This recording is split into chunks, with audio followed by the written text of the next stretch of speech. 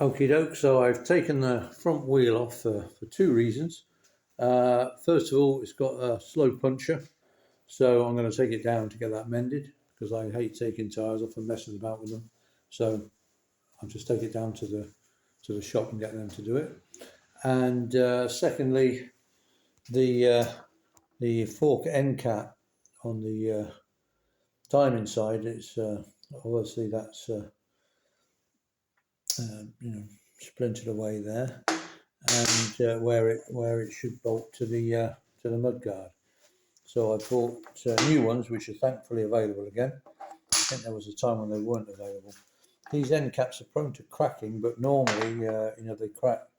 They can crack there at the bottom where they wrap around the spindle, but that hasn't happened. But I bought a new pair anyway. I bought them as a pair because obviously that one needs replacing. Really, I was thinking of welding it up, but then when I found out the new ones are available, I thought we might as well do that. Okay, just going to do a quick video on adjusting the tappets.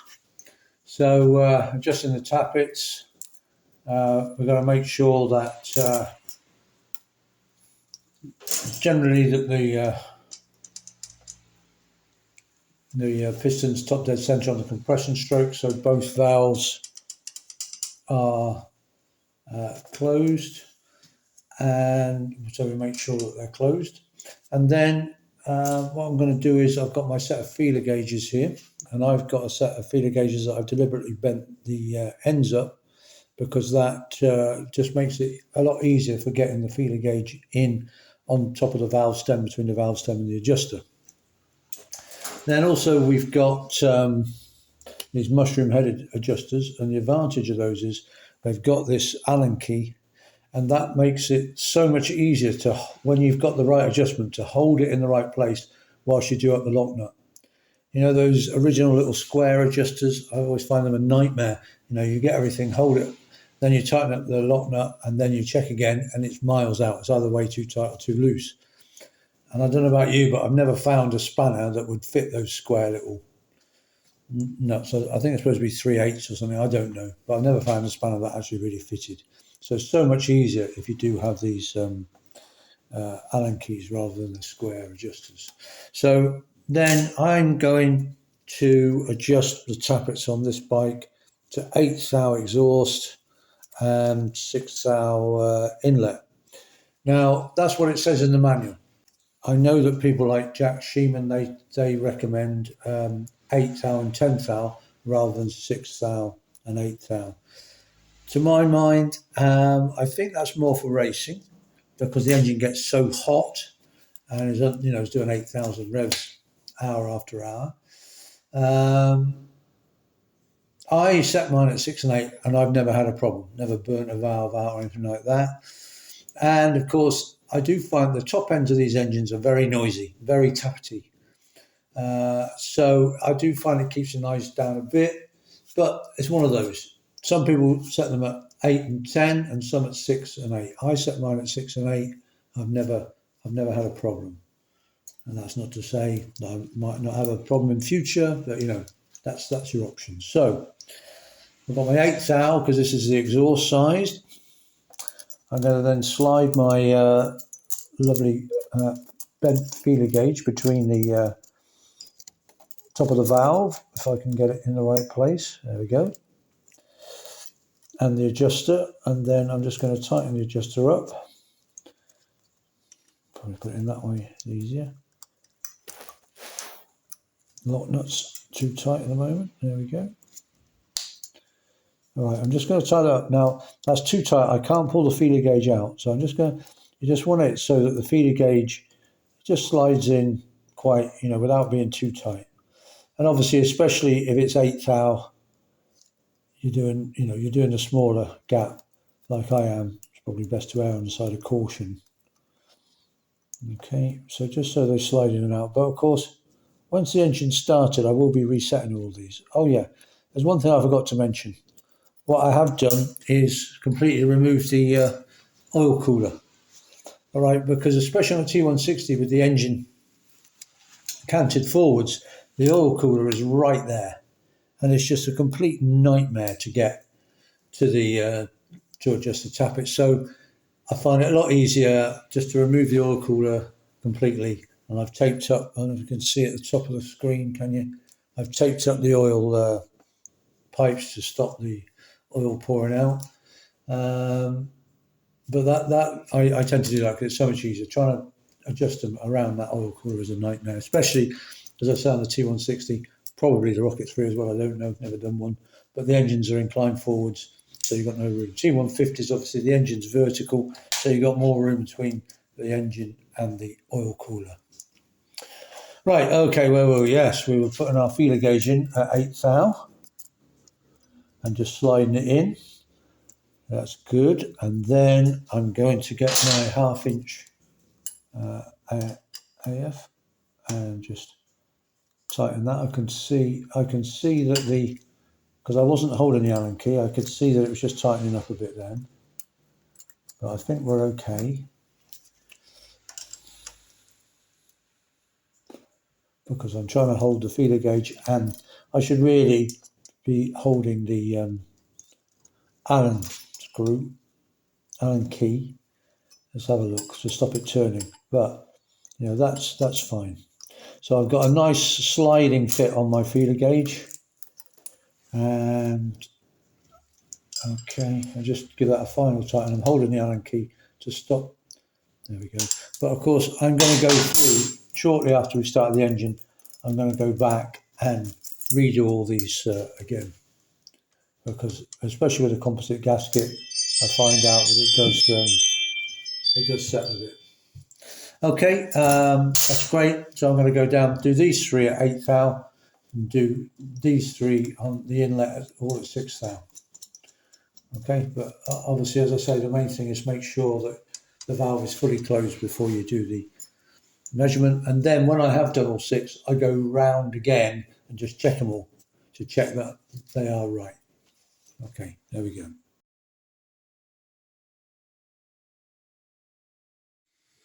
Okay, I'm getting ready to fit the exhaust system. So what I've done is I've just taken it and I've given it a really good polish with Solvol Autosol, which I'm sure just about everybody knows. The thing about Solvol is that it will polish chrome and it will polish alloy. So that's why, you know, you always use that. I don't know of anything better. People say, I don't know, there's something, Mothers is there or something in America? We don't have it over here. I don't know, but that is the sort of gold standard over here. Right, yeah, so it's come up pretty well, the exhaust system. So, you know, it was all covered in oil and gunge and it looked pretty horrible. But once it's cleaned up with quite a bit of elbow grease, you know, it's come up okay. The worst thing is probably the bluing on the central downpipes.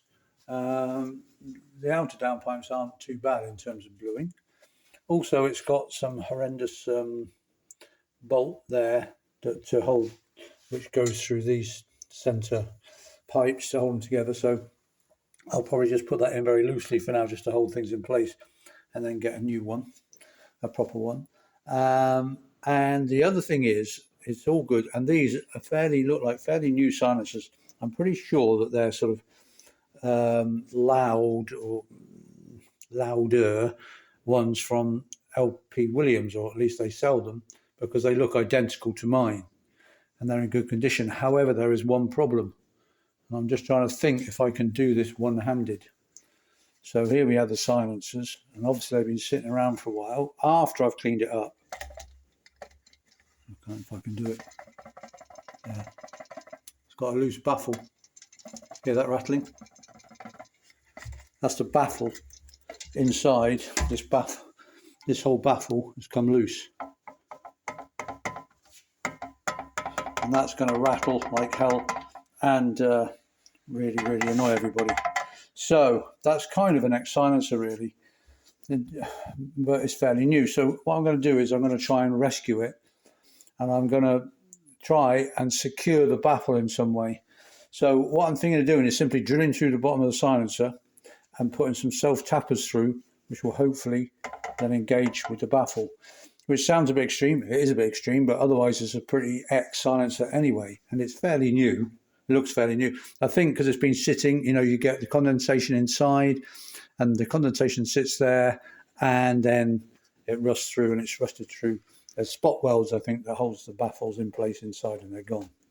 If you compare it with this one, absolutely solid. The problem with this one, which I'm fairly sure has been on the timing side, I don't know how well the camera picks it up, but that is X-chrome, almost 99% certainly caused by a leaking rear brake master cylinder. That's brake fluid. That's what brake fluid will do to chrome if it's allowed to sit there.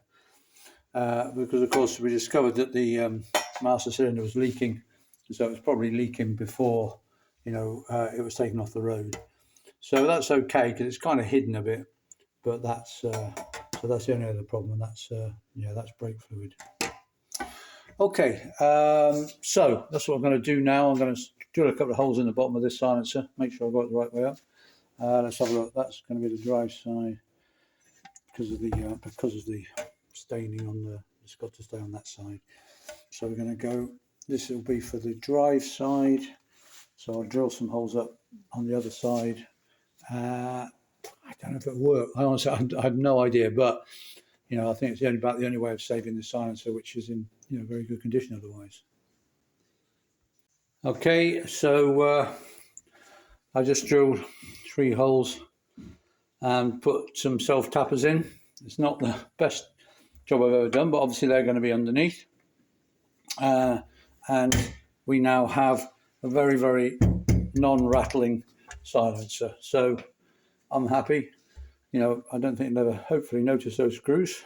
Stainless self tappers. So if the owner wants to keep the silencers, then I think that's fine. There's nothing really wrong with them. Well, they should last now that those baffles aren't rattling. Right, so I'm going to mount the exhaust on the bike now. Got the horn on, and we just I think then we might go for a startup. Just got to put the plugs in. Obviously get the tank. I need to check the petrol. I need to go and get some petrol, don't I? Yeah, fresh petrol. But we're getting close to a startup.